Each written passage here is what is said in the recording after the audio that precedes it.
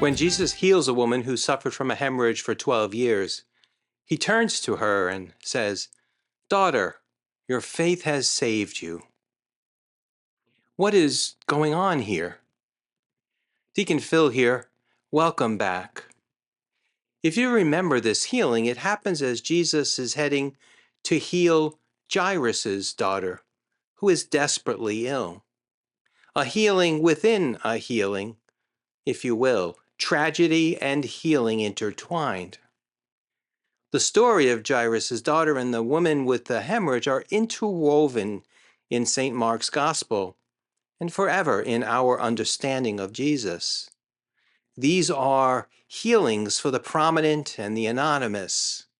We know Jairus' name and his high rank in the synagogue, but not the name of the woman or the girl who were healed. Jesus came for all. These are healings of the marginalized and the prestigious.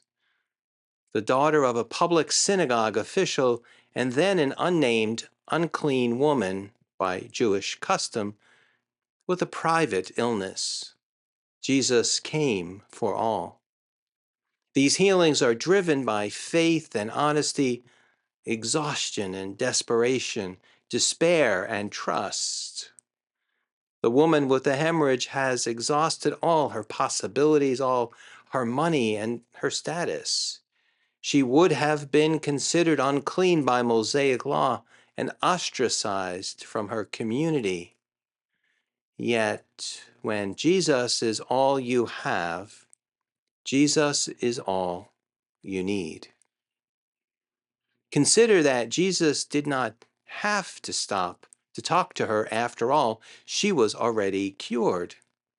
He did not need to turn around and address her for her flow of blood to stop. But he did. Jesus' power went out and he knew it, and he stops and hears her story. He is present to her in that moment, ensuring her that she knows that it was no accident. It was her faith that led to healing. He sees her. By calling her daughter, Jesus restores her place in the community. He completes the healing that she needed, but beyond her physical ailment, he cares for the whole person. Jairus was at the end of his rope when he falls at Jesus' feet to beg his help. Imagine that image of a synagogue official risking ridicule and humiliation on behalf of his daughter, yet that is what he does. Jairus would likely have been prejudiced against the rabble-rouser Jesus as well, yet he puts his pride and dignity aside to approach Jesus. And then to hear the news that his daughter had died, how crushed he must have been. But when Jesus is all you have, Jesus is all you need.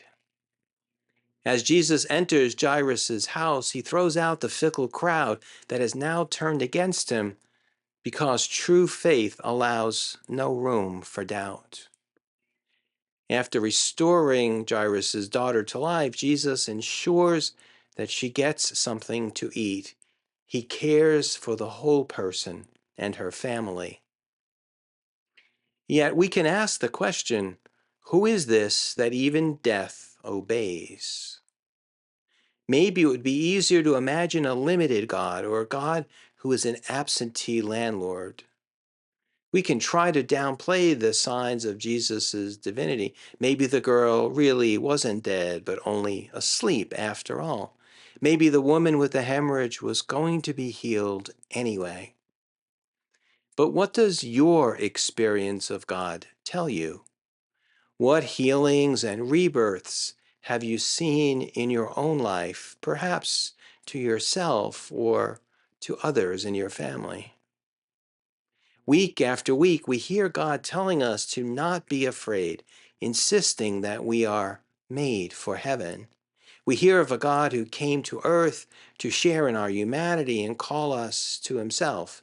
Jesus, of course. The same God comes now to us in Eucharist. And ultimately, isn't that the best thing that we as Catholic Christians can offer the world? The witness of our experiences with the God who has worked miracles in our lives and the lives of our loved ones, who heals and restores to life, who says in a very personal way, I see you and I am here with you. Maybe our best response to the enormity of the truths of our faith, captured in the events of the gospel and in his presence today at this Mass, is very simple. Yes, Lord, I believe. Faith and hope are indeed required of us, as they were of Jairus and the woman with the hemorrhage. Who is it that even death obeys? Jesus of Nazareth, the Messiah, the Christ. May we forever be protected by our God who loves us. Amen.